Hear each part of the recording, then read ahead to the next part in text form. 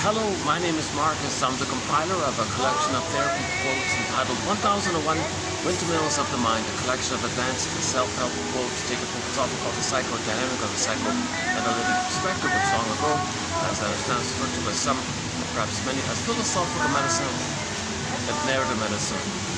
Yesterday, I discussed a song by the classic or the progressive rock band by the name of Mystery out of Quebec, and they put out their 8th album 3 years ago, 2023, and the opening track is one called Behind the Mirror.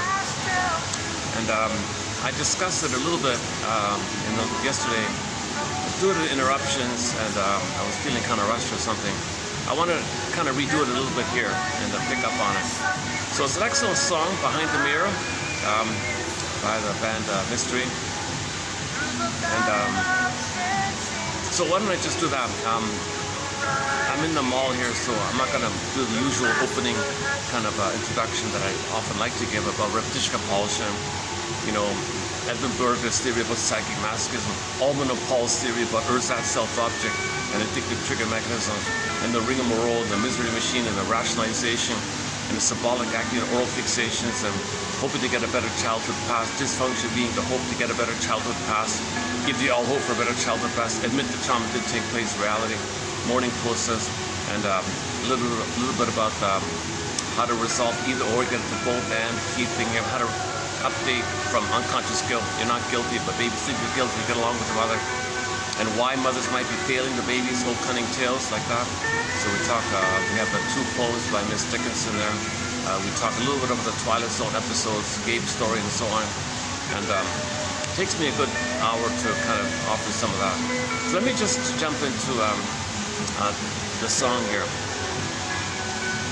I just discovered this band the other day. Really, I just discovered this band. They're excellent. And this will be a 4th song from them. The first one we discussed is the one you're hearing in the background, which I can play, oddly enough. It's an older one, so it gets through the copyright. This is called the Inner Journey Part 1 on the grief process. It's a bit of a guided meditation almost. It's a poetic guided meditation about the grief process. Not simple, but it kind of validates the need to grieve. It validates that we have to admit a loss. How can we put ourselves in the right frame of mind to accept the loss, admit a loss? So there's a little visualization about the temple and going to the forest and waking up the leaves when you walk on the forest. The leaves woke up when I walked, things like that. There's a little song, I discussed that. The second song was called Heaven Can Wait. No relation to the Meatloaf, not a cover of the Meatloaf song. So we'll pick up on that one in the future. And the third song we covered by them, which is copyrighted, is How Do You Feel? It's a good song. Musically, a very good song. One of the best songs is How Do You Feel? It's a crowd favorite. They all play there with the candles and all that. Good song, just like a love kind of song. And this one here I just discovered called Behind the Mirror. So let's pick up, we're going to discuss Behind the Mirror, pick up from yesterday. So let's just start off with that a little bit. So this phrase, maybe the most important, when he uses the word mirror throughout the song, there's different context around it. So the context will tell you what I think he means when he's using the word mirror there. But the one key idea is that it's similar to the Twilight Zone. Okay, next stop, open the door. Behind the door, Twilight Zone, unconscious world. See this primary process meditation, primary dependency, either or thinking, jungle mentality. And all the trauma that took place. So we live in 2 worlds, our interpersonal regular world, which you understand, and when you sleep at night, you drop into the unconscious world, and when you wake up, you might get a little message from it, like a letter from your soul to you. You might get a letter from your dream world, your unconscious self, your secret self, your double self, your hidden self, the one who walks with you, who's not like you, who is you, someone living by life and nothing about him.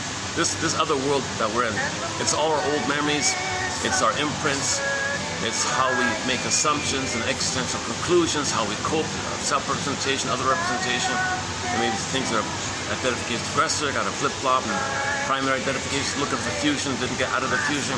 This whole world in there records, the body remembers, the body keeps the score, every body tells a story, the unconscious tells a story, called personal construct, mental construct, psychic construct, and internal theater of the mind. Yeah, this song you're hearing in the background now comes from an album called Theater of the Mind, which is what caught my attention originally. Theater of the Mind, like that. So we have this kind of quote-unquote unconscious theater of the mind. And we don't really know it. We kind of know it by our inferences. Because there's a script there, and pain we repeat. So we recreate new editions of the past, recreations of the past, hoping to get a better past. So that's one way to get some sense of what's in the past here. Okay, as usual, I'll be a little distracted. I'm in the mall here. So there'll be people passing by kind of. Okay, this is like a last-ditch spot. All the other spots are taken. Even in the outdoor park, I'm sweating there. I couldn't. People all around. I thought the peak season was over, but it's really busy the whole time. It's pretty busy the whole time. There's no real distinct high season, low season. It's busy all the time. Yeah, to just clarify. So we live in two worlds. There's even a French film called Two Worlds. I mean the comedy one. So he goes down the rabbit hole. He's in this fantastical fairy tale kind of world. He's zooped up to the regular world in his mundane regular life. And when he faces something in the unconscious, when he comes up to the regular life, he's healthier, he's stronger, he's more confident. Okay, and then he zoops down, faces something, admits something, knows something, recognizes something, sees something, recognizes it, comes back up to the regular world. He's a little more integrated, a little more whole, he's more functional. In the beginning of the film, he was a mess. When he went down, faced things, he's a little healthier. So he went back and forth with conscious, unconscious, conscious, where it was with the unconscious. What's the id, the elementary basis of the unconscious. Okay, you want to make the ego. So you're going to be aware of what's in the id, you're going to be unconscious. So that's a pretty good, it's not a great movie or anything. It's okay, it's an okay film. It's got subtitles and all that. I'm talking about the comedy one. There's other films by that title, Two Worlds.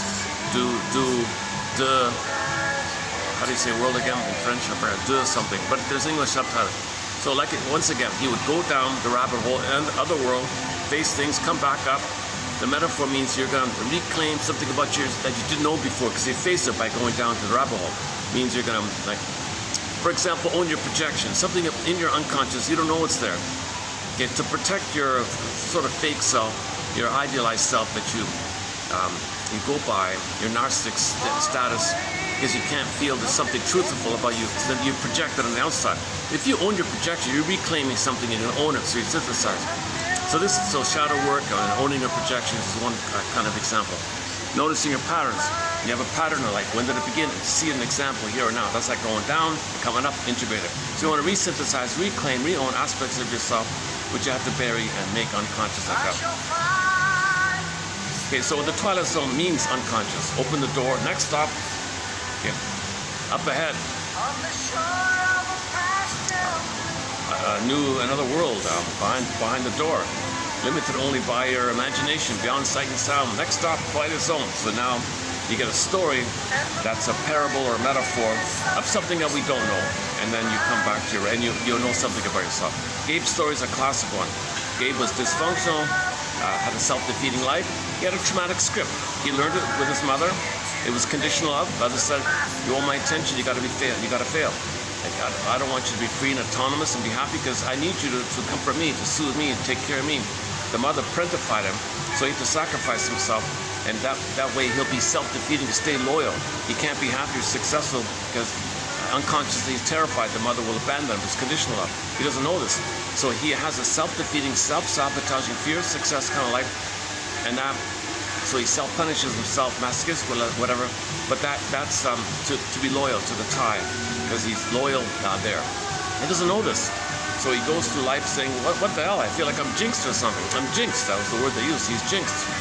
And so then he wants to know what's going on. Okay, open the door, Twilight Zone. So he goes to this magical place, Twilight Zone. It's a fantastical kind of place to make it clear it's not realistic kind of place. A skyscraper that's 10 kilometers high, some ridiculous, they make some fantasy thing. Anyway, he's in this other world. In this other world, there's no conscious logic. It's Alice in Wonderland, some flip-flop and shape-shift and morph and twist up and down, no time, no. So he's in this other world. He's in there, finally finds Roxanne, a lady who writes daily versions of his life. The self-defeating, self-sabotaging daily versions of his failure. Hey, stop it, please. You, sees the name on the door. Roxanne, stop writing daily defeats for my life. Well, this is an imprint. I just write daily verses. You've got this deep imprint. You've got this deep conclusion that you've got to save your life. You believe you're no good. You believe you're defective and I love you and you're loyal there. So you're not going to be happy because you believe you're no good. Well, I want to get out of this thing.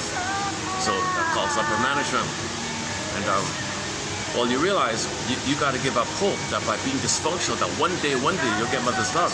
Yeah, fine, he says. All of a sudden, somebody's just standing right in front of me and some strange reason. All of a sudden, let's wait till this thing passes, this event passes here. Okay, a little awkward here. Hang on a second. Wait a second.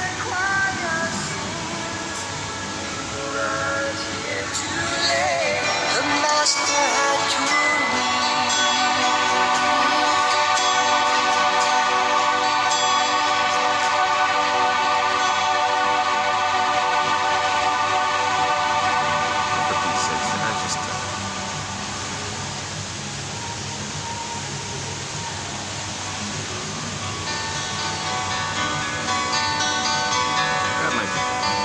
far away from the deadly sounds of the city, in the middle of a red fall forest, music to my ears as my walk away. Oh, he must be one of the undercover security guards. They know me already here, but they change them all the time. Okay, yeah, they're changing things up here, I noticed. Okay, so the Twilight Zone, yeah, Gabe's story, excellent episode, key episode. So Gabe says to the unconscious system, whatever, you know, you're self-defeating because you have the hope that if you're self-defeating, that you'll be loyal and one day you'll get mother's love. This is your tie to your mother, this is your hope to get mother's love. You never got her love, it was all conditional. And you think if you're self-defeating, you'll be loyal and please your mother and cure your mother and do what you want her. And maybe you think because that's what you wanted, that maybe you'll survive and she'll love you in return, and you're waiting for her to love you in return. In the meantime, you're trying to do what she wants, hoping and waiting till she'll love you in return. What the hell? That's not going to happen. Yeah, I know, but do you believe that? Well, hell with this. Give me the pen. I'll write my own script. Do you realize that if you grab the pen and write your own script, you see, you're going to face a lot of fears because you now have no hope that your mother will give you love, the love that you should have received back in the nursery. You have to give up this hope. Yes, I will give up such a hope. I will give thee all hope for a better childhood past. I will understand my mother failed me, betrayed me, wasn't there for me, and I'm not going to get it. There's no point in waiting around hoping to get it. And I'm going to grab the pen, and I'll make mistakes. Yes, I make mistakes. I hear what you're saying. I'll make mistakes, but they'll be my mistakes. And I'll learn, I'll grow. Whereas in the repetition compulsion, I'm not learning. I'm waiting this silly thing. But now when I make choices and make mistakes, I'll learn, I'll trial and error, I'll make mistakes, but I'll learn, I'll reflect, I'll learn, I'll reflect, and I'll make a new script. I'll make a new pattern. I'll make a new pattern. Closing narration was sometimes you can grab the pen in the Twilight Zone. Excellent episode. So that's sort of like the midlife, that's kind of like the midlife audit, where you, at midlife, you face the traumatic script and grab the pen, or unpick the threads of a traumatic script and use those threads to even a healthier script, or do what's called memory reconsolidation. You make yourself conscious. Are you consciously unhappy with dysfunction? Yes or no? If you can get to a place, yeah, life's passing me by, I'm not using my gifts, I'm using my treasures. That's the kind of loss here. I don't want this dysfunction. I want to be healthy. Are you sure? Consciously. Okay, at the same time, are you aware that your unconscious, your inner child of the past wants the dysfunction, and he's waiting for you to appreciate him for creating dysfunction? If you don't appreciate him and thank him, you can see. Jesus Christ, what is going on here? What happened to me here? Let me change my seat here. Hold on a second.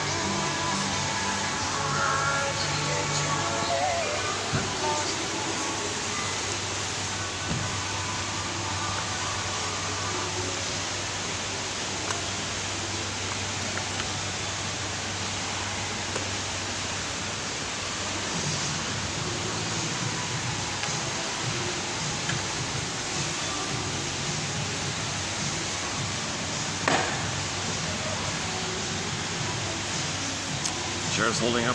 Jesus Christ. Oh, hang on.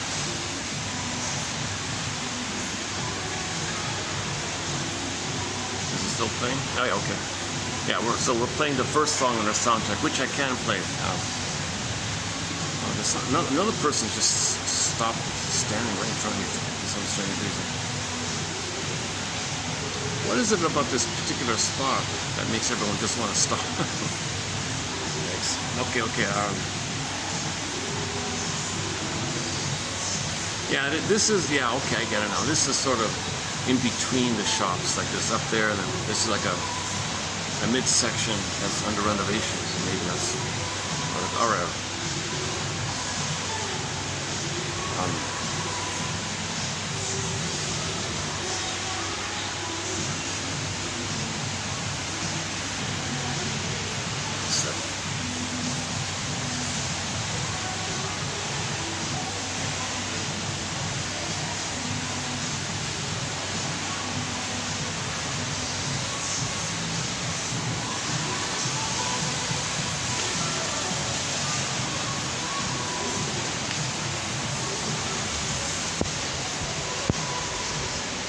Just do this for a few minutes then.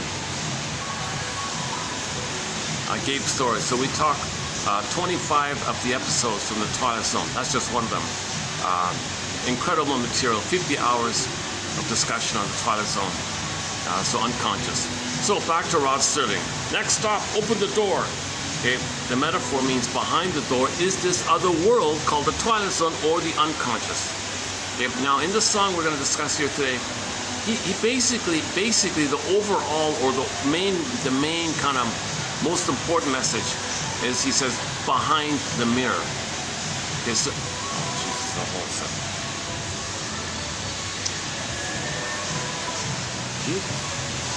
What the hell?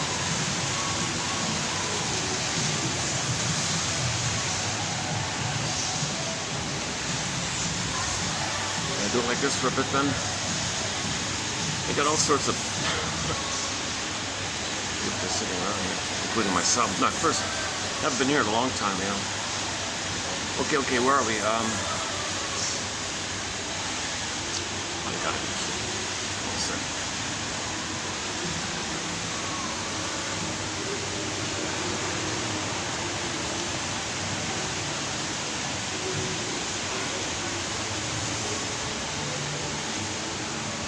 Take a break for a minute then. Oh, it's been very hard to get the video out today. Once in a while I have these kind of days where it's hard to get a video out.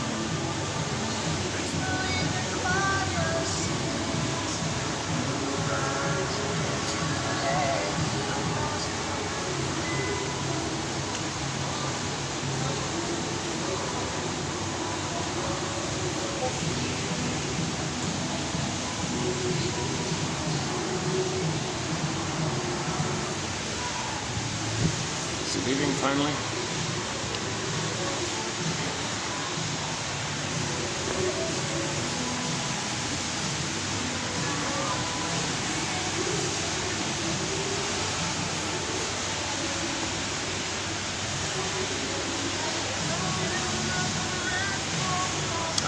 I'm still sweating because I was outdoors, you know, setting up. There's not much AC up here. All right, where are we here? Okay, so once again, behind the mirror. So it's kind of like, when you look in the mirror, you see what you see yourself. Like that's what you're aware of yourself. I look in the mirror, I see myself. Well, there's more to you than what you see. There's more than you than your persona, or your image of yourself, or your conscious understanding of yourself. So whatever you recognize about yourself, that's the mirror idea. Well, go behind it. There's something, Twilight Zone, open the door, Twilight Zone. It might sound silly, but go to the bathroom and open the mirror, there's a whole cabinet, all sorts of stuff in there. You got nail clippers, you know, dental floss or whatever. So there's things there, and it's dark, it's shadow in there, there's contents there. So what I'm trying to say is contents behind the mirror. So beyond the mirror, okay, that's just one, and I'll get to the other ones here. So that means know yourself. So the song says know yourself behind the mirror.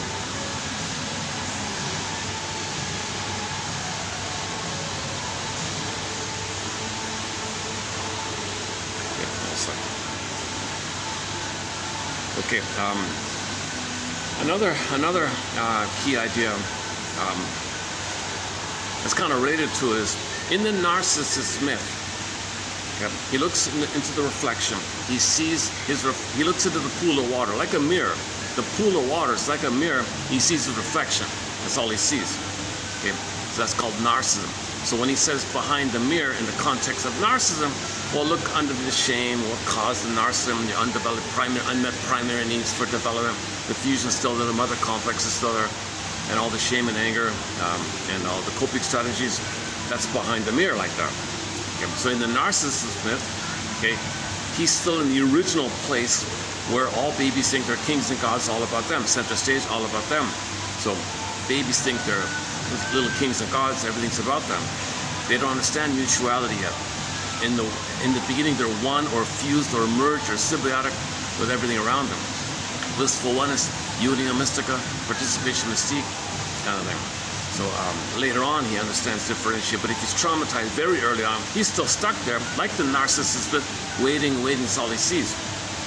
Okay, one author says, you could argue why he's waiting, while he's admiring himself, thinking he's a blissful thing, he's a little addicted because the white flower he turns into is addictive.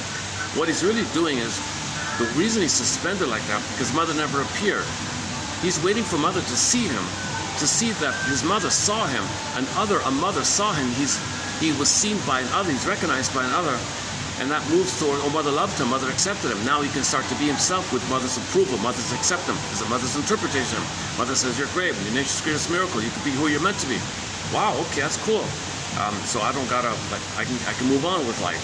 So that's the developmental process. So in the beginning, it's fused. Narcissist has arrested development. With mother complex, mother never appeared.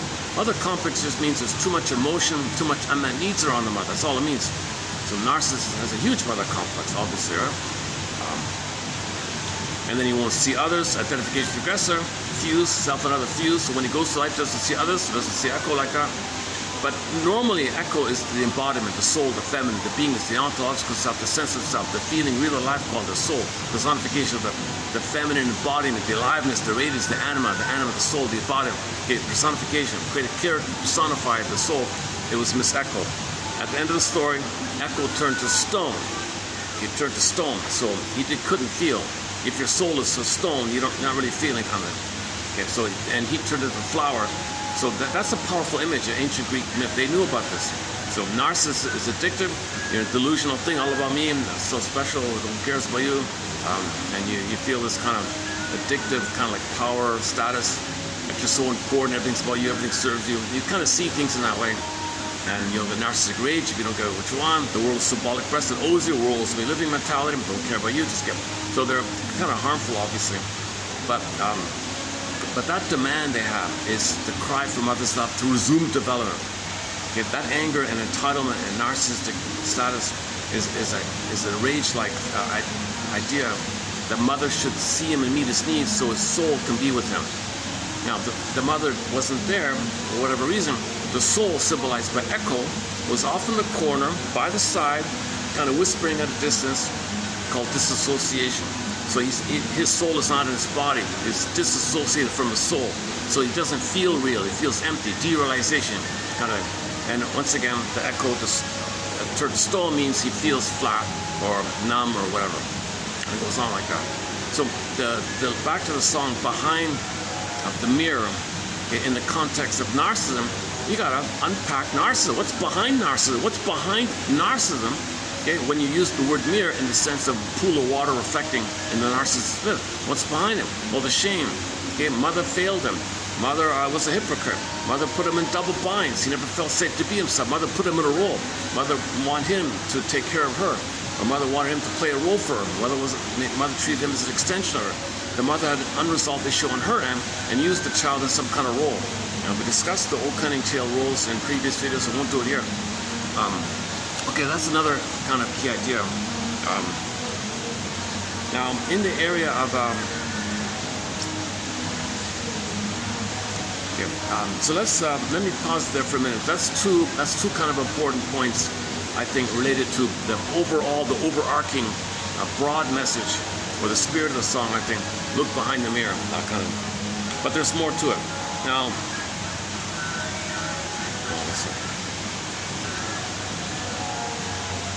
okay, let's back up a second. The song is about the refugee situation, the migrant crisis, like that.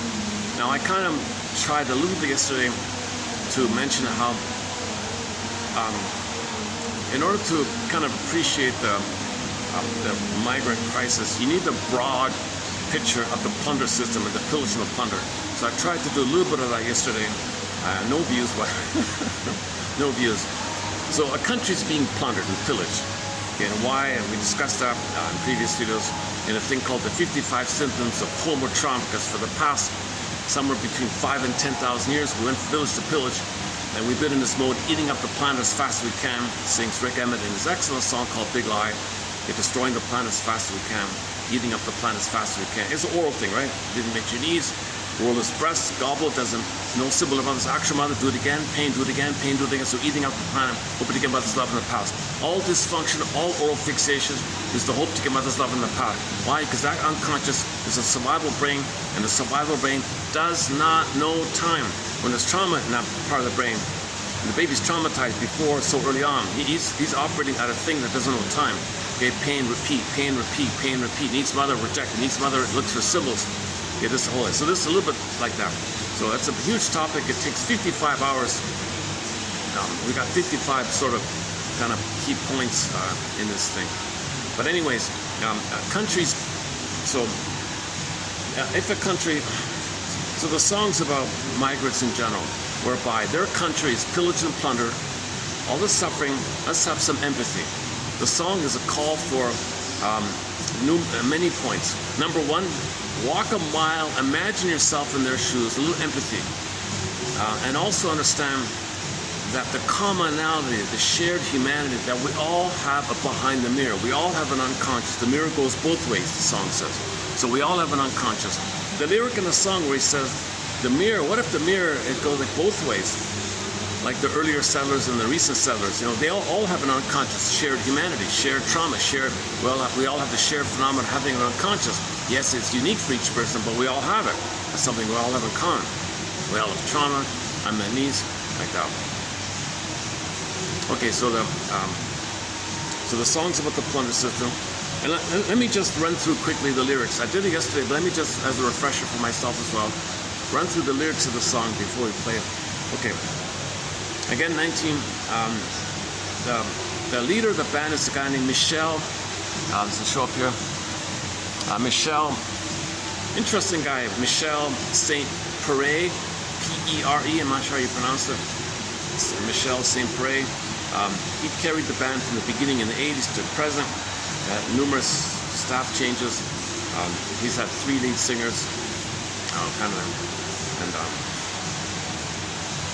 Yeah, it's true. They do kind of sound the same. The 3 lead singers, the first and the third in particular, sound a little bit alike. Not exactly, but they're compared. They're considered to be a cross between Journey and Saga.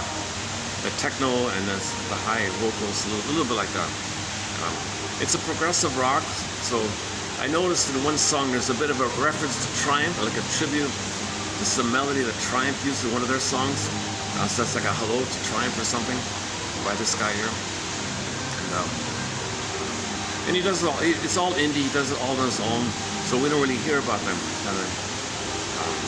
So he wants creative control. The songs are longer. And a lot of people think progressive rock is not popular anymore, kind of thing. So he kept progressive rock. He helped contribute to keeping progressive rock alive. Like that. You know, stories and longer songs and kind of thing. All right. Behind the Mirror. Words and music by Michel St-Père. Okay. Okay, the first verse. The journey is fierce. They've been marching for days through countless miles and cold nights. All was left behind. Okay, pretty clear, right? So the country is being plundered and pillaged. Okay, so yesterday. Okay. Oh man. There's a theory about why the plundering is taking place, why we're eating up the planet as fast as we can. Not just the greed and the envy, It's about milk and primary identification with milk and the skin. There's an issue of identity involved, about what's your identity. And milk is a symbolism of it. Milk is white kind of thing. So that's a part of it. So Africa was plundered and so on. But my guess is he's referring to Africa because he talks about the water. And he lives in Germany mostly. You know, it's funny, he's from Quebec, but he's not even known, even in his hometown. He's more popular in Germany than in his hometown. Can you believe it?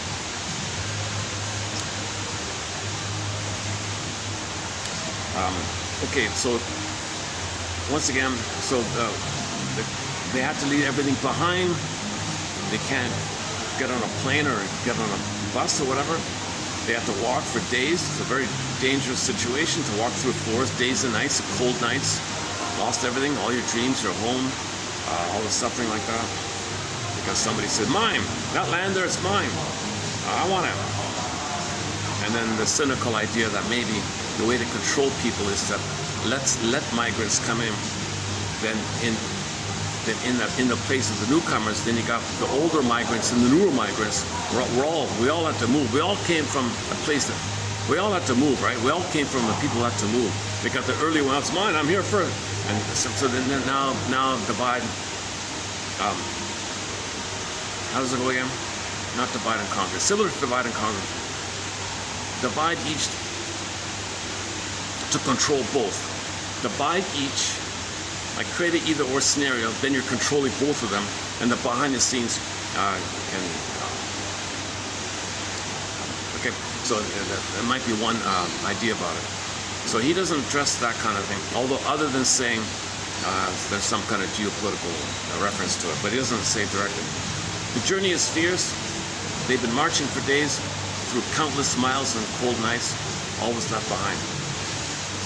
Lost and weary eyes, so they're tired and lost, among our sons and daughters. See, the context and the tone here, it's whose sons and daughters? Everybody's. The migrants lost their sons and daughters, but humanity lost sons and daughters. Global village, Earth family, human family, come on, pale blue dot, Carl Sagan, we're all one family, Earth family. We're all wounded like this. You know, it's us too, you know. So this is interesting timing with the wording here. Among our lost and among our sons and daughters. Okay, peaceful dreams at nighttime if they find their home. Okay, so if they do get some rest, maybe they dream about their old home and they feel better. Okay, next one. Shining afar, silver lining of old dreams. Okay, shining afar, silver lining of old dreams. So maybe they're nostalgia, they're missing their home. At the same time, maybe things will get better.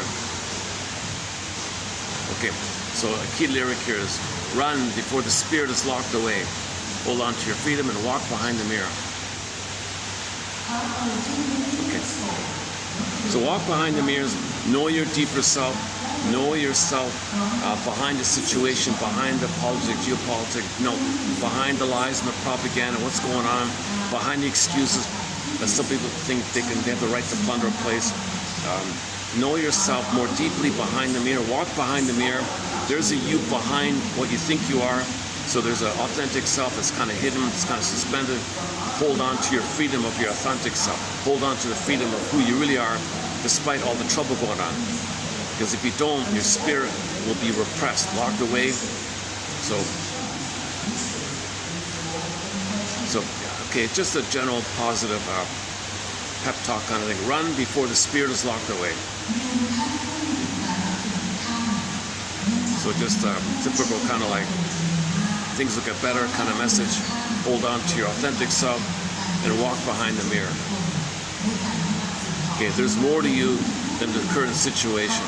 There's more to you than what's happening to you now. Walk behind the mirror. Okay, so there's something more than you are more than the story at the moment.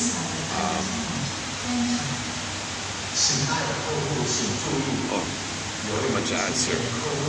Okay, That's new, huh? Put the ads here. Okay, another possibility here is, and walk behind the mirror, is who you think you are, your false self, your narcissistic self, like we said before. All right, next one. Rise and build a home of the brave. We're all together, breaking down the mirrors. Now the singer kind of has a broader message for everybody.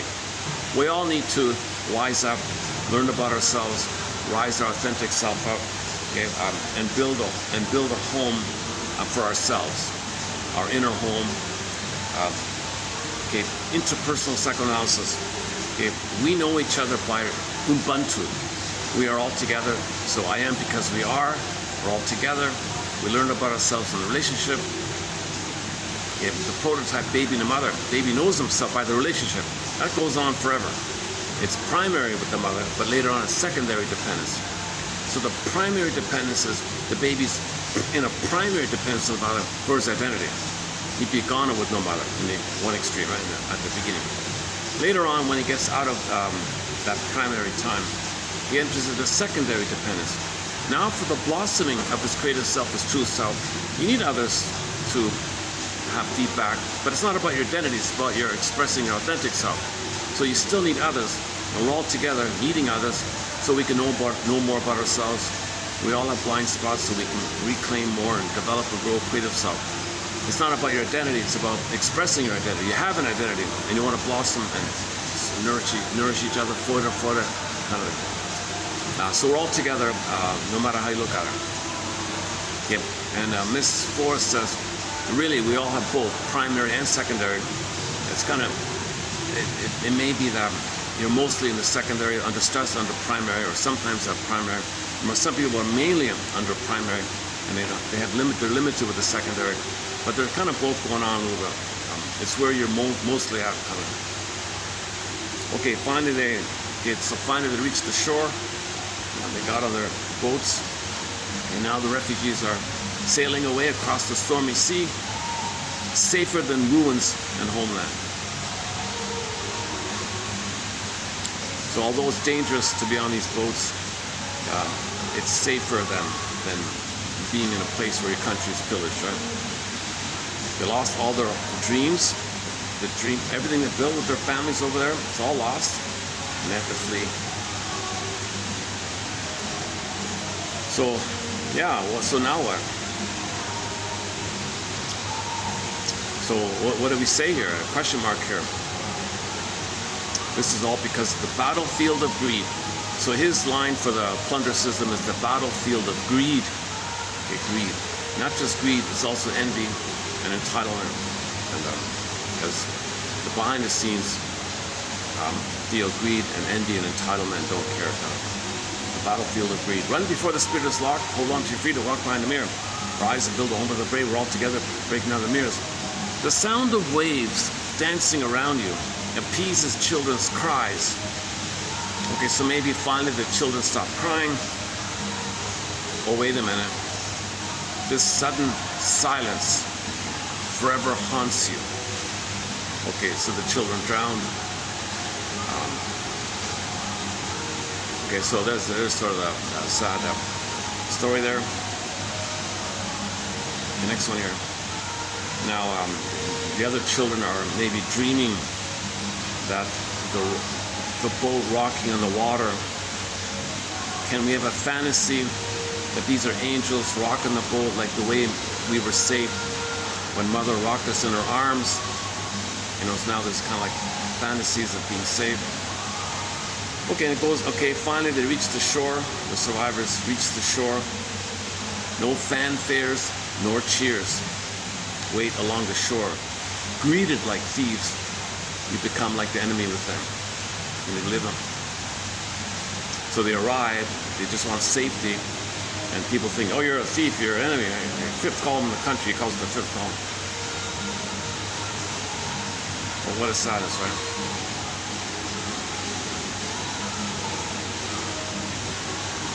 But what if the mirror shines on both sides from this trail of tears? You see, what if the mirror shines on both sides from this trail of tears? So the people who have a negative attitude, they've got pain and trauma, and they're projecting onto them. You see, so the people who can't welcome them, they've got pain and they're unconscious. The trail of tears is on both sides behind the mirrors. Both have behind the mirrors. Both have an unconscious. Both have pain. Both have trauma. Shared humanity. Come on, think about that. And that's the main message. Focus on the psychological, emotional truth that we're all traumatized people. We're all members of the same homotraumatic family. That's the real kind of message. The mirror shines on both sides from this trail of tears.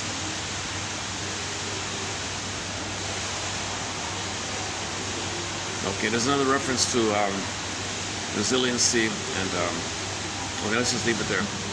All right, so now I want to continue from yesterday. Okay, let's just go directly into the continuation. This is going to be in 08, part of 08, 32. Is it 98? I did part 1 of this song in 3296, and I'm going to sort of tag on like a continuation in 3298. So this will be in 3298 here. Okay, so I just wanted to pick up on the chorus here. Run before the spirit is locked away. Hold on to your freedom and walk behind the mirror. All together, breaking down the mirrors. All right.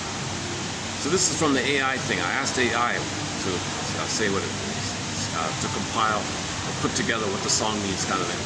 So just for this part here, the AI readout says, okay, well, the spirit you're talking about here, quote unquote, represents the authentic self. Okay, so again, run before the spirit is locked away. Okay, so the spirit can also be thought of as your authentic self. And the phrase being locked away can be represented as repression, buried, repression, pushed down, not aware of it. It's in the body, of course, but you're not conscious of it. Okay, again, run before the spirit is locked away. You don't want your soul or your authentic self to be unavailable to you, repressed to you. Okay, the warning to run, quote, is an urgent call to escape the stifling demands of what's expected of you. The conformity and obligations to breed, societal guilt, whatever it may be, before your true desires are completely buried in the unconscious. Okay, same idea? Okay, breaking free from societal expectations or mental ruts. Again, so the line is, run before the spirit is locked away. So you don't want to forever never know your authentic self, right? It urges you to look past your public reflection, the mirror. In order to do so, you got to look past your public reflection, or the mirror, to discover your authentic self. In mythology and literature, mirrors represent illusions, vanity, and the surface of reality. Going, quote, behind it means seeking the hidden truth, stepping into an alternative dimension, okay, unconscious, or looking past superficial deceptions to find your true self, looking past the surface illusions or reflections of who you are supposed to be. Hold on to your observing ego, okay? i.e. the continuous, embodied, conscious sense of yourself. It is the ability to exert this by observing your programmed psychological patterns, i.e. your trauma trance. I've never seen that before, your trauma trance. We're in a trance with trauma. We repeat in a trance, going through life in this trauma trance. So you want to observe your trauma trance. Like Gabe's story, he observed her and grabbed the pen. Rather than letting unconscious templates control your fate. So your script, quote unquote fate, your jinx, okay, the cards you were dealt, you create a traumatic script, you're repeating its pain and you're not aware of it, hence the idea of fate. The fate is not some outer thing. It's the neural circuits based on the trauma, and you're repeating because you're in pain. You got out of the pain. You want mother to get out of the pain, but the present is not the past. It never works. Okay, next part. We're going to talk about the mother a little bit here. If the mother is consistently responsive and engaging, the child's identity develops healthily. Okay, also known as mirroring. Another reference to mirroring here. Mother's love is sometimes called mother's mirroring. If the mother is consistently responsive and engaging, the child's identity develops healthily. If the mother is unresponsive or projects her own anxieties onto the baby, then the child mirrors the mother's mood instead of developing their own autonomous self, leading to a false self adaptation later in life. So this is something you want to go behind, face, and go behind. Sometimes the mother says, baby, you mirror me, you mother me, you take care of me, you match me, I don't see you, you see me. The child becomes chameleon-like. Oh, what do you want, mother? And he doesn't know himself. That's a false self. It's an asset personality. It's not his authentic self. His authentic self, which is behind the veil, behind this mirror, behind the false self. His authentic self buried. Run to find it. Midlife, you got to make the effort. Okay, explain it. Okay, this. Okay, so I don't use this phrase too much, but the ego ideal, i.e., yeah. So sometimes in trauma, you take refuge in the fantasy that you're Superman or perfect or something, the ego ideal, that the ego attempts to measure up to. So the ego ideal, one theory is the baby thought he or she had to be perfect to please the mother to get her love. No baby can be that perfect, but this made-up image is called the ego ideal, and you compare yourself to it. Are you it? Can you be that perfect? And the approximation is you're the best this, or you're the best that, superlative this, and you're the greatest this, and things like that. And then maybe mother will think you're good enough to cure her and heal her. It's impossible. No baby can heal her, but the child will have some kind of hope. I got to find a way to be perfect enough. Ego ideal will stand in for the perfection, and now you're measuring yourself. You're comparing yourself to this perfection. Now the mirror serves. And in your mind, did you measure up? No. Punished. No. Guilty. No. It never works, right? The inner critic always compares you to this your own ego ideal. It never works, right? Sometimes it's placated when you get a trophy, or the guy marries a supermodel, or some kind of status thing. You might temporarily get it, but it's not. It doesn't cure it. The man who marries a supermodel doesn't get mother's love back in the nursery. It doesn't work. Right? Or the guy who owns all the money, whatever. It doesn't work. Okay, the mirror serves as the projection. The mirror serves as the projection screen for this self-love and perfectionism. Okay, so this ego ideal is a kind of mirror now. So you're creating a kind of new mirror where in the mirror you see something perfect about you. Well, go behind that. You're not that. And because of that, because of the existence of this perfection, this impossible perfection that you're supposed to be, you feel alienated from yourself, self-alienation, when the real self cannot match it. So you can never match it. There's a gap like that. The famous gap between real self, true self, or ideal self and actual self. It's kind of a gap like that. And you're comparing yourself to this. So behind the mirror, behind this false belief that you have to be perfect to save your mother, step behind the mirror, behind that perfectionistic mirror that you made up. So step behind that, go behind that mirror, another one. So go to the unconscious, in that sense. If you're using mirror as some kind of standard of perfection, go behind it. You're not perfect, you don't have to be perfect, go behind it. You don't have to be, learn that you don't have to be, you don't have to, you can crash that mirror, you don't have to be perfect. Okay, next one here. Okay, this key one here about projection. When individuals strongly judge traits in others, whatever it may be, arrogance, neediness, whatever, they are often looking at a psychological mirror. Okay, when you say stuff about other people, to protect your false self, you don't want to know your real painful self. It's a mirror to say others are such and such. Okay, it's a mirror defense. It's even called a mirror defense by Lacan, H.P. Lacan. So, by the way, projection is the means of bringing repressed material to consciousness. You look in the mirror, it's yours. Projection is, like prejudice, for example, is a projection, that's confession. So you look in the mirror, it's yours. Or the screen idea. Look on the screen, well, where's the real? It's inside you. The real, the content, the metaphor of the real track, 8-to-8 track reel, turning the old film projectors, goes on a reel like that. The tape of the reel is on, those spindles, whatever you call it. And then the mechanisms with you, the contents is yours, you're the projections, you're putting it on the screen to know what's on the reel, what's on the film, what's on the film. You don't know what's on the film, but you see it on the screen to know what's on the film. Called projection or a mirror to know what's yours. So one way to look behind the mirror is to look in the mirror. One way to look behind the mirror is to look in the mirror, because that's your stuff that's behind the mirror. So you're unconscious behind the mirror, look in the mirror to know what's behind the mirror.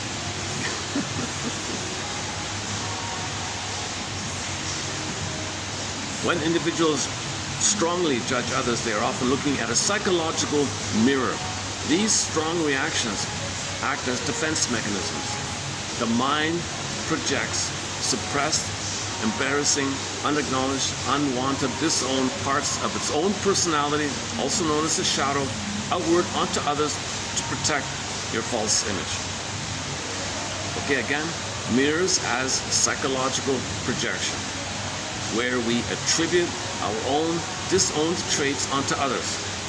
Breaking them down implies taking responsibility for one's shadow self and integrating repressed aspects of the psyche. So to look behind the mirror, you look in the mirror to see what's repressed. What's repressed about you is behind the mirror, but you look in the mirror to find out what's behind the mirror. Then you accept that idea, right?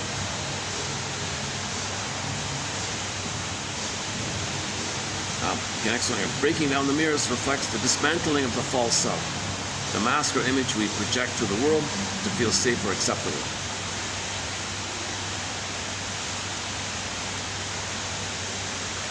This is the rebirth motif, the death of your false self, the birth of your new life. So you break, when the old self, quote, dies or broken, the real self has a chance to blossom. When you identify the false self, and begin from the true self, that's the virgin birth motif, trial and error, born again, rebirth motif. Now you're re-in-touching with your budding beauty that you have to suspend in early trauma. Okay, last one here. Okay, the phrase, we are all together, okay, highlights the therapeutic idea that humans heal in connection with others. So we're all in this together means we heal, we need each other to heal. Recognizing that we are all experiencing the same internal struggles fosters empathy. Recognizing that we all have some kind of trauma, okay, we all have some kind of imprint. No mother's perfect, we adapted in some way. There's going to be some empathy. A quick exercise in empathy by Ecker is, if you see somebody doing anything you don't like, you feel silly or foolish or whatever, you don't like it, embarrassing or something, I don't want, you know, if their unconscious is telling them to do that thing that you don't like, because their unconscious telling them if they didn't do it, something worse would happen from the unconscious point of view. Now the person's not conscious of it, they're being driven by this puppet master. So have some empathy. If somebody's doing something you think is awkward or something, if their puppet master is telling them to do it, and they're not aware of it, and their unconscious says, you got to do this thing, because otherwise you perish. So have empathy. If somebody's doing something and not aware of it, they're being driven by the imprint, okay, the quote-unquote cards you dealt of how you coped and how you adapted with trauma, the defensive structure. Okay, so if the guy's a constant smoker, well, the unconscious says you got to reach for mother, reach for mother, reach for mother. You die with no mother. Reach. So he's a constant chain smoker. Well, his unconscious says you got to reach for mother, and you're in pain. You can numb the pain, reach for mother, do a two-in-one thing. And you look at that. Why is he so addicted to smoking? Oh my God, what's wrong with him or something? Well, okay, empathy. His unconscious is telling me, needs mother, didn't get him. Reach for symbolic mother. The cigarette is symbolic mother. Okay, we can discuss about We can go on and on about that point. Okay, the pacifier and the thumb sucking, the missing nipple, bottle rock. It didn't work. We keep trying it. It triggers when you did have mother. It's a reminder or a triggering way to remind you when you had mother. You reached for mother, it didn't work. The pain's still there. Well, the nicotine apparently anesthetize the pain. They're tranquilizers, these chemicals. They trigger endorphins, pain numbing thing. I'm not sure exactly, but the chemistry of how it numbs the pain. Emotional eating, food trance, alcohol, okay, same thing, alcohol, drinking, smoking, gambling, promise, all these oral fixations. Anybody who's an oral fixation, okay, it's this kind of thing. They're unconscious. It's the puppet master. And they're not aware they're behind the veil. They didn't look behind, they didn't look in the twilight zone. They didn't open the door, look, they didn't do the self-audit. They didn't look behind the mirror. They didn't look behind the mirror.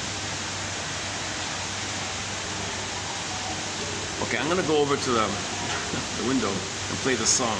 It's about 6 minutes long. It's copyrighted, so I can only, I mean, I can play it, but I can't make clips and all that. Okay, hang on a second. It's called Behind the Mirror. Good song. It's a very good song. It's the first track off their latest album. I don't think people really know it. It's a great song. It's one of the best songs to have for a humanistic, interpersonal, human empathy, reality check here, human empathy situation. And I think the missing, he says, in yesterday's version, he talked about the geopolitical thing. They arrived on the shore. Oh my God, they're unwanted. They're there for geopolitical. What do you mean? And maybe what it means is, I've heard somebody say that the people behind the scenes plundering, right? They don't want the people around them to draw attention to them. They want the people around them to draw attention to the scapegoat. So they bring people in. Oh, you're angry? Blame someone else. Blame the newcomers. And then they're under stress, they're under trauma, they got PTSD.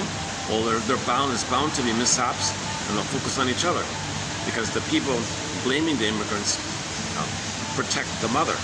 They transfer the mother onto one who caused all this mess. They can protect the mother. Need to know, they can't know whether hurt them, so they can't know the people behind the scenes creating this is doing this. So this is sort of a psychology around why there's always this quote-unquote 200 families at the top all the time or something. I don't know the numbers. I don't get into the details of the plunder system, but I did see a lecture on YouTube by a guy who wrote a book called, he went on a book tour. Yeah, a professor from Sonoma wrote a book called Giants, Peter Phillips. Now when I say that Peter Phillips, that the name, when I say that name, I mean the author of the book Giants. So you got to dig around to find it. Because many people have this common name. Anyways, if you look up the book Giants, I saw the lecture. He says he studied the plunder system, and the long story short is 200 families pretty much own everything. You name it, they own it all, right? Everything goes up to these 200 families, and they all are interlinked and they own each other. So it's one thing like that. And they nominate a few amongst themselves. They nominate a few to call the shots or whatever, or they rotate. I don't know how they do it. So obviously, the mechanism to protect their 200 status, whatever, is to the people in front of them that birth their attention, give them a red herring, bring in some migrants to focus their anger on like that. And my poor migrants are really scapegoated like that. All the behind the scene people and the people against the migrants tend to have a prejudice based on the primary identification, A, of the color of milk, nonsense. Nobody's white or black. It's all melanin, beige or brown, shade of beige, shade of brown. That's a mistake. It's like a lack of identity, clinging to something. B, everybody has a monster of the mind based on the rage to the mother attacking themselves. Okay, bing bing when something's unknown to you, unfamiliar, it triggers the original unknown, which is your rage to the mother. Mother betrayed you, your anger goes in your mind, poof, monster, unknown. It's easily triggered when you feel something unfamiliar to you. Someone comes over and speaks the language unfamiliar. Boom, oh my God, I'm so terrified. You're terrified of your own anger. Can't you see? Can't you see? Can't you see?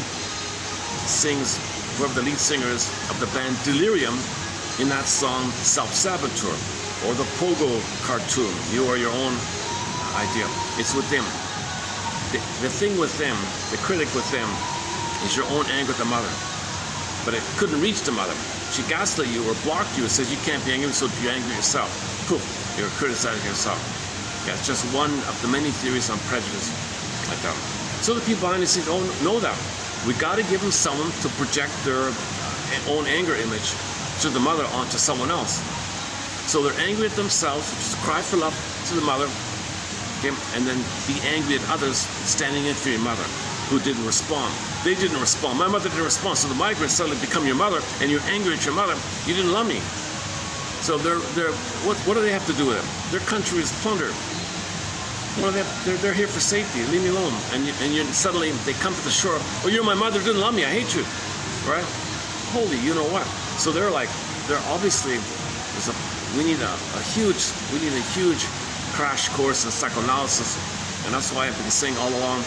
Give everybody a copy of this collection, 1001 Windmills of the Mind. Preface it with the comic psychoanalysis, 1955 comic. It's now available through a company called Dark Horse Publishing. The complete run's been digitized, and there's also a hardback that's still available. I'm not sure, but at least you get the digital. Yeah. Joseph Barnett's quotes, we just covered them. His wife, Tess Forrest, we did 4 articles just covered. Okay. John Masterson, Ogden, James Garstein, Althea Horner, and we've got a lot of great authors here. So I post 10 quotes in each video with the hope that 1 out of 10 will stimulate curiosity, will stimulate consciousness, will help you to have confidence to peek behind the mirror. Look behind the mirror. Okay, let's play our song here, Behind the Mirror.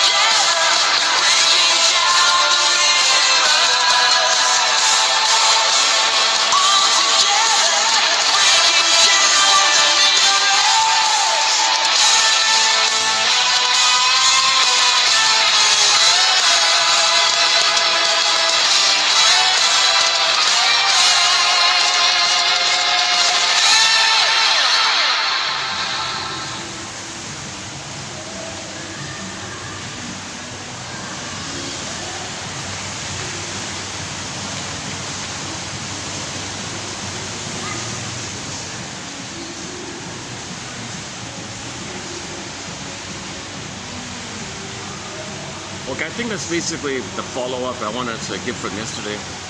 So for a continuation of this discussion of the song, check out the last video done at the patio, the outdoor spot. I was very windy, the audio was a little muffled. That's one of the reasons I'm doing it again, and there were interruptions and people coming in, coming in. But it feels like I went on a bit of a rant today here. It's a great song. I mentioned yesterday, I typed in the searches, including the AI mode. Can you list me some songs on the migrant crisis or refugee crisis, something like that? Got a whole long list of songs, including Bruce Springsteen, by the way. They didn't not mention. This is already 3 years old, so no excuse like that. Great song, one of the best songs. It's a humanistic. I feel it as it's a humanitarian, like a humanistic song. Like you feel there's empathy in the song. I feel it gives you the broader feeling perspective. So this writer is an interesting guy. I don't know much about him. He's a little confusing me because on stage he wears a certain symbol of Jesus Christ. Aren't you beyond that infantile stuff? or maybe I don't know. For the audience, I don't know. I don't really know them too much. They're in their 70s. They're kind of older like that. But man, oh man, this song here, Behind the Mirror, How Do You Feel? A great song. And then the one we opened up with, The Inner Journey Part 1. And the fourth song we now have is called Heaven Can Wait, like a love kind of song. 4 great songs by them. Man, oh man, if there were greatest hits, I would include those 4 personally. And, a lot of people like this song, what's it called again? Delusion Rain. I'll look into that later. It seemed okay, I'm not too good. A lot of people like the song Chrysalis, about the butterfly idea. I'll look at that later. They've got a very lengthy 15-minute song. It's mostly instrumental. It's not bad. That might be a hit, I think. So 4 those between those. Oh, and one called just before starting the video, I was looking at their stuff. They've got one about a live one about the unicorn. Hang on. Maybe I'll play a bit of it. Let's see if it gets through here. The mermaid, or the sailor and the, what's it called again? Sailor and the mermaid or something. They have some DVDs on stage, like live stuff. Sailor, mermaid. It looked not so bad. Sailor, mermaid. Oh yeah, there we go. Let's just play a bit of the DVD of Sailor Mermaid. Oh, this is off remastered 2025. Okay, remastered. So they had an older song recently remastered. But here's in Portugal. Oh, this is in Portugal. Let's play a bit of this. Wait for the ad. Hold on. Hey, wait for the you know what ad. Yes. Oh, there's 2 of them this time.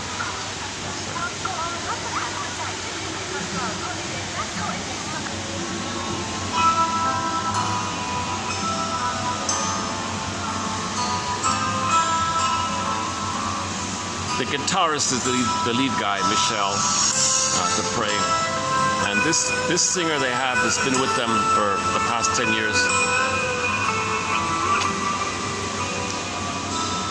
These guys all have regular day jobs.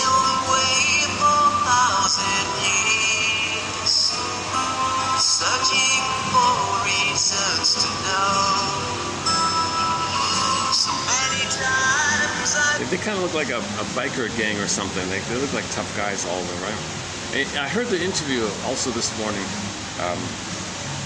All these guys have regular day jobs. They didn't say what the jobs were, but like whatever their day jobs are. This is just on the side, like when there's a chance to record or go on tour or something. They don't make much money, these guys.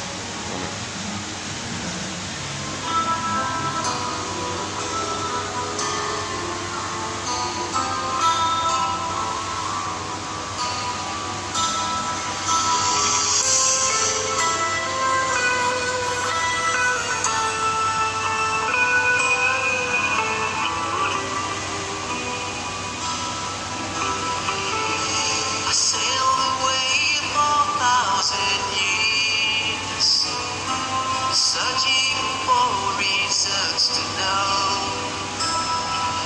So many times I've left my fears, distract my soul from where I have to go.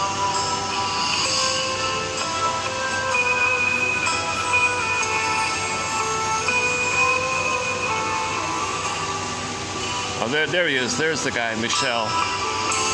Oceans have rocked this little boat, often too hard, but still it goes. After a storm, I only know how far a distance I must go. The sound of distant ships in my life, all clouds around. I hear them call my name at nighttime. Familiar choir echoes of driving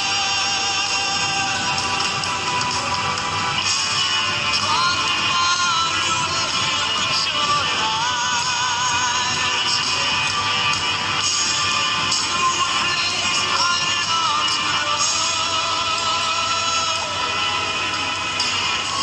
Caressing wind brush back my hair.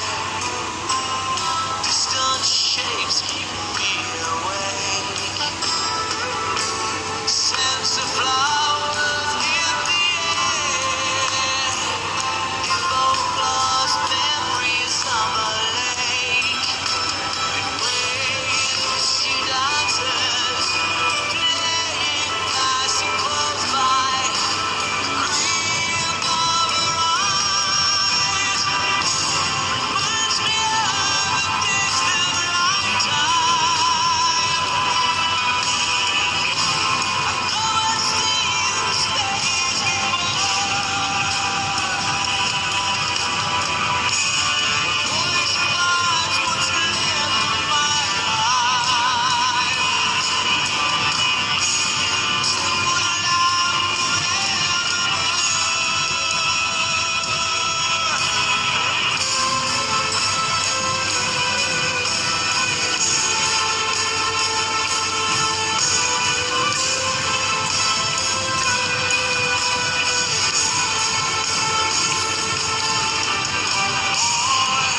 Frontiers will ever stand between us. Let go my feet. Let my soul fall in the ocean. Set me down in the room to see. Hand in hand we'll sail to where we were meant to be. In the morning they came aboard.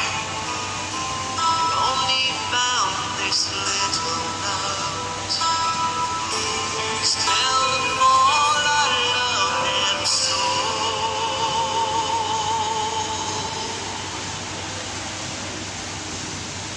But I really had to go.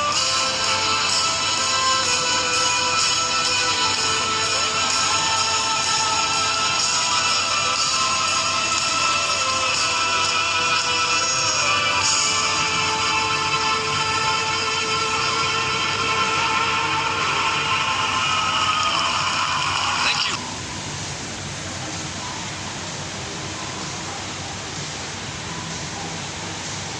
Yeah, I was thinking during the song, my goodness, if you're an indie, doing everything on your own, it's really hard to get a following like that, eh? And he said in the interview, only now they've been discovered.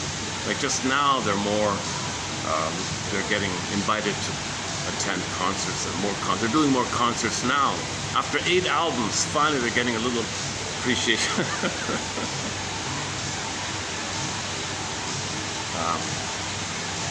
Okay, I guess I'll wrap it up here today. Today worked out okay, yeah. So I feel better that I did an update on the song. Anyways, yeah. So this is part 2 on the topic of the song. Behind the mirror. It's the same message of Rod Serling. Okay, enter, next stop, the door. Know yourself. Know thyself. Well, it's behind the door. When we say know thyself, it's both your conscious self and your unconscious self. Most of you is the unconscious self. This most of you, this hidden you, this secret you, this second you, the one who walks with you, who's not like you that you think. It's living your life and you know nothing about him. Get also the double self. It's the puppet master, your constructs, your imprints, your working models, your assumption models, your existential conclusions, the map you make, and you see everything through it. You distort everything through it, called paratastic distortion. The ego splits. Yes, you understand reality. Pay the bill, drive the cars. But what you're really, what your motivation is and what you're trying to do in the present is recreate, from the unconscious point of view, a better past. You want mothers up in the past. So if it's primary dependency, you expect too much from people. There's the spellbound falling in love, love at first sight. If somebody reminds you of the rejecting mother, you fell in love. You'll only fall in love with somebody who will fail you the way your mother failed you. Otherwise, you wouldn't be attracted to them. Because you want to pick up the bella, because that part of the brain doesn't know time. Oh, there's mother kind of thing. Or you could say if the personal present, an emotional reincarnation of the mother of the past. But the unconscious point, oh, there's mother. So you feel the blissful feeling. All babies feel blissful euphoria, delirious euphoria. You have blissful oneness feeling, Gardavina, Shabala, etc. So you're feeling the high chemistry of the blissful oneness feeling when somebody triggers it. Okay. So you're not even aware of this. Okay, play the clip from the film Lady in the Dark with Ginger Rogers at the end there. You mean to tell me I've climbed the ladder? I'm at the top of the ladder. You're telling me, Mr. Shrinker Man, it's on the wrong wall? I've been avoiding myself. I should have put the ladder on the other wall a little bit, or at least have 2 ladders, I don't know. Because she spent her life avoiding herself, unknowingly, unaware that she's looking for a better childhood past using money. So she was a money addict, a power addict, and she had made $1 billion, but she wasn't happy in work, she wasn't happy in love, she hated men, hated people basically, ironically based on the job that she has, which is her attempt to get into the feeling area of that job that she had. It was an attempt to be a woman and love a man and all this stuff, but she was afraid of it. And so the conclusion was, she said to the shrink, oh my God, I can't believe it. I can't believe that a grown woman like myself, in my 60s, a billionaire, and this whole time, I've been controlled by my inner child of the past as a puppet master, and I'm just a mere puppet to my own inner child of the past. I can't believe this. So she grabbed the pen and started to write her own script. Now she begins. She began the life in her 60s, rebirth motif in her 60s. She began the new life with the awareness of the false life, with the imprint life. A key part of the healing journey is you got to face this, confront this either-or thinking. In trauma, we end up with either-or thinking, adversarial thinking, oppositional thinking, jungle mentality. That's because the survival brain is like that. So you got to find both and. This song here by Mystery, it is a both and song. It's a both and, broader, including both and. It's a broad song. It's a third side of the coin kind of song that includes the 2 sides. And the 2 sides have mirrors that are behind, that need to be looked at behind. And that's the broad message of the song, that everybody has a mirror to look behind. Everybody has a mirror to look behind. Everybody has a twilight zone. Something about them that you don't know. Your repressed self, your secret self, your hidden self. I don't use the phrase shadow, stranger self, but in one film called That Uncertain Feeling, the shrink called the stranger like that.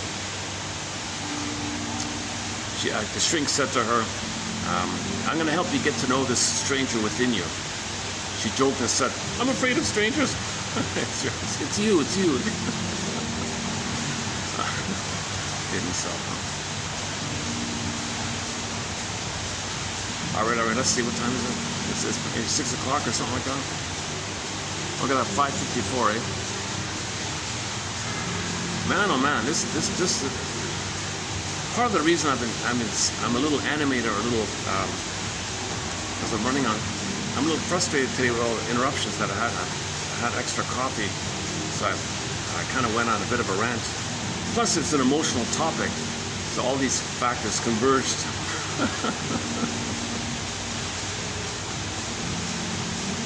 I think I got to give up this whole idea of coming to the small park. It's just getting busier. It's busier now. Ironically, I thought it'd lighten up.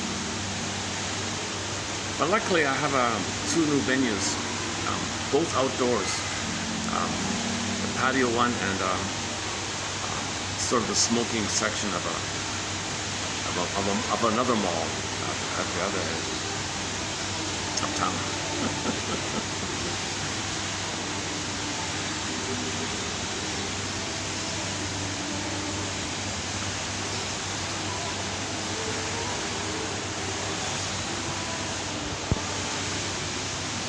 This is under renovation. A new shop's gonna move in, so this won't be here very long.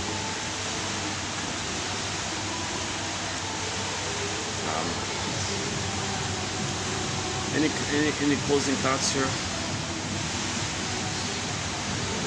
In 3296, yeah, 3296, we talked about the song. Yeah, okay, I'm not gonna redo it here.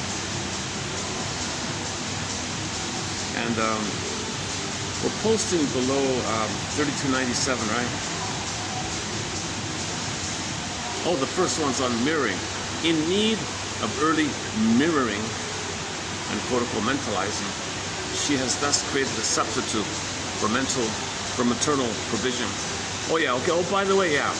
If the mother doesn't, back to the mirror, this one here, the first one, if the mother doesn't mirror the child, see, understand, soothe, recognize, be present for, contain, hold, welcome, mirror, one, you know, we're together, and I get your signals. Her reverie, let me pick up what you're feeling. Oh, I respond, let me pick up, let me be neutral and calm and be present. I picked up the signal and she responds. Also known as mirror, I mirror you like I know what you said. I'm gonna mirror back and meet your needs. If that's missing, if mother's reverie or mentalizing function or her attunement on the attunement, etc., if that's kind of crashed and not available, what fills in is rumination, obsessive rumination. So one theory about obsessive thinking, obsessive rumination, and it can lead to the compulsive, it's a branch of it, it can lead to addictive things as well, like OCD on steroids or something, maybe, I'm guessing on that part. But anyways, the obsessive ruminating is about missing mother, survival, keep it in the head, gotta be perfect. Let me minutia, what happened? Let me take refuge in perfection in the minutia. So you're not going to see the broad picture and make links because that'll lead to a feeling. You don't want to know the feeling the mother failed you like that. So you take refuge in minutia, trivia, trifles, and be obsessive. If there's interruption, you're scrambling to maintain your perfection in some trifle. So the first one here, yeah. So in need of early mirroring, she has thus created a substitute for maternal provision by developing a type of scanning and obsessive thinking that at times appear disembodied from her. Okay, so we just completed 9 videos on the work of Joseph Barnett on obsessiveness and other topics, but mainly on obsessiveness. So if the emotions implode in, he takes obsessiveness, can't think reasonably because that'll lead to a feeling, so obsessed as a defense. Obsessive thinking is not real thinking. So it's kind of related, right? This is kind of related. If mother is a mirror for the child, sees the child, soothes the child, it's wired in, he's kind of calm with them. He can soothe himself, see himself, recognize himself, pick up his own signals, present to himself. His mother was present to him. That's all in there. So he's kind of calm. He doesn't worry, excessively worry too much, right? But if that's missing, what fills in the vacuum part is this whole ruminating, obsessive ruminating. What's it got to be? Mother wasn't there. Where's mother? Am I safe? Why didn't mother love me? Let me take refuge in feeling important. Have the hope that if I'm a good boy, maybe mother love me. So I got to be focused on being perfect. Now you're ruminating about the conditional love, mother not there, this whole area. So the quotes below are not bad, yeah. The second one was the idea of the cognitive therapy maybe can help a little bit. Okay, separation anxiety. His obsessive thinking, or perhaps his unthinking. So obsessive thinking is not true thinking. He calls it unthinking. It breaks the link. It breaks the links. You don't want to link your thoughts of the true stories. You're afraid of the true story. So people can't see the forest for the trees. They don't want to know the main idea, it leads to not being able to know the main idea of the story, the main message of the story, the spirit of something, the broad message. If an obsessive listens to the song Behind the Mirror, they'll pick on one little thing and obsess about the one little thing. I can see how that can happen. They'll pick one word or phrase in the song and go all OCD on that phrase and nitpick on it. What's the main message here?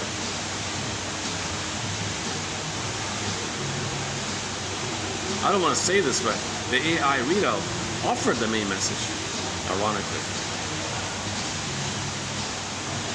I just typed in what would an analytic interpretation of a song be, and it offered what I read today, right? Just for that phrase. What it does is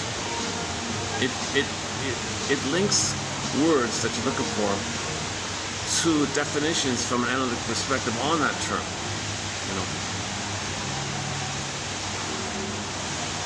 So if migrants have traumatized, they'll include something about trauma. Well, repetition compulsion is very much related to trauma, so they'll include repetition compulsion.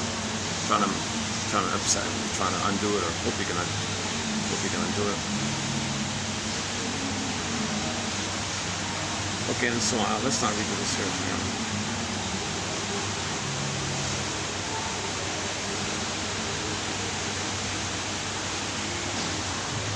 Oh yeah. So romantic love is a good example of this area, obsessive thinking.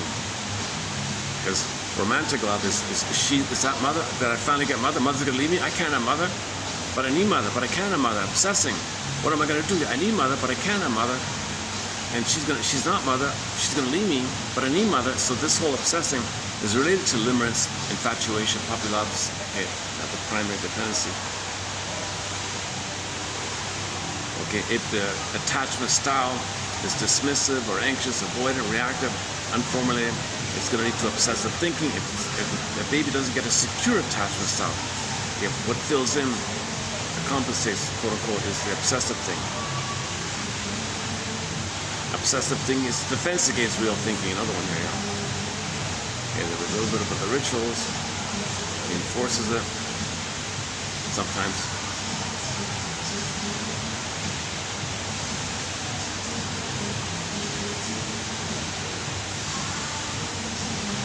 Okay, so let's leave it there.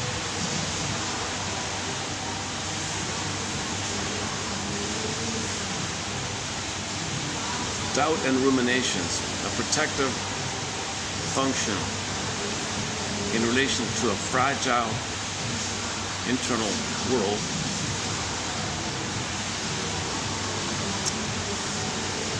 And sometimes the baby internalized the mother who is misattuned, but you idealize her. You need to think your mother's good, but she was misattuned to you. Obsessive thinking may unconsciously safeguard the survival of this person. So you need the mother who hurt you, and you're obsessing about all this. How do you process it? How do you understand it? How do you handle the situation? So enter the film where the narrator suggested that the wife say to her husband, who keeps coming home from work, obsessing about the day, and the narrator says to the lady, "Dear wife, listen to me here. Just say to hubby, darling, are you going over the day to see how you better could have handled it?" Give that a try.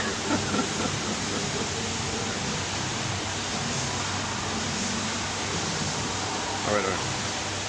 Okay, that's 90. That's today's one, right? 97. Or is it the next one? We posted 5 yesterday, right? Okay, anyway, it's in there. It's in there. If you click around, you'll find all the quotes.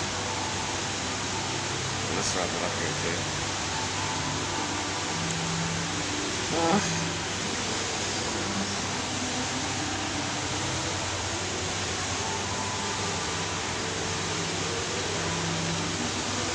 So what ifs, what if this, why didn't this happen? It's related to your unmet need for a proper attachment with the mother. If you have your identity, you'll be disappointed, okay.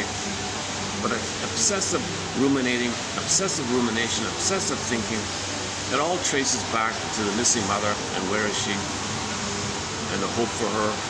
What if I said that? Maybe if I did it right, maybe I said the wrong thing. What if I said the right thing? Would that have pleased mother, the person or present, as a repetition? So you're still trying to win mother's love. So obsessive thinking means you still want mother's love, but she wasn't present to you because she wanted you to nurse her, take care of her. And now you're obsessing, well, how do I do that? How do I do that? I don't know how to do that. Okay, let's wrap it up here.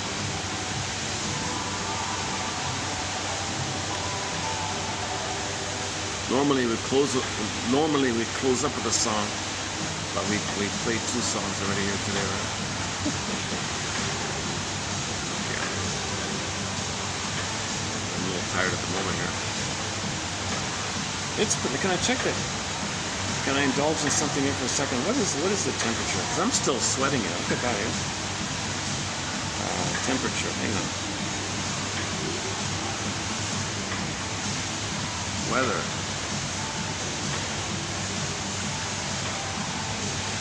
Oh, look at that. In this moment here, look at that. It's 6 o'clock. It's 6 o'clock and it's 34 outside. But with the real feels like factor, it says 42. Cloudy. A little bit cloudy. Not much. Look at that. It's 42 out there. So why was the park so packed if it was 42 out there? And this is now, right?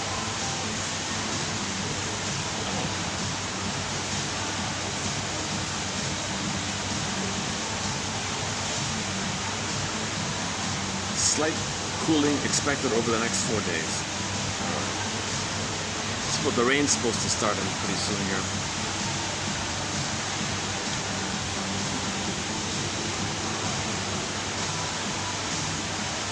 So, another mirror is Michael Jackson. You want things to be better outwardly, well, start with the man in the mirror. Start with yourself. Look in the mirror. Start with the person you see there. And then open the mirror and go in the toilet unconscious and reclaim and own yourself. And then the more people know themselves, the more we can act in a reasonable, common sense way instead of bottling primacy, anger at mother didn't meet our needs back then, and all the mess about that. And the pluggerism is in a sense of entitlement. Envy can't see goodness. See the goodness that you grab, you can't accept it, so you gotta wreck it. Envy. So we're actually envious to goodness. So like the song says, a call to know ourselves, know thyself. Right? All right. I don't want to sound too. Did I do my disclaimer? Once again, I'm not a doctor. I'm not a counselor, never studied psychology or psychotherapy. Only have a BA, keep that in mind. I'm the compiler of the quotes, and then I post quotes to discuss and learn it myself in the process. I've never been analyzed. I'd love to do the analytic process. I would love to do this process. My goodness.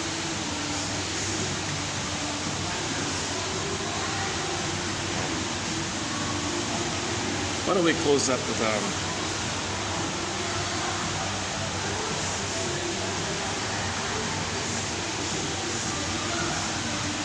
let's close up with a little bit of mystery now. The other song, the Heaven Can Wait song. Let me just play the first few seconds of the song, The Heaven Can Wait, a mystery, and when it ends, I'll hit the stop button, and I'll see you in the next video. Thanks very much.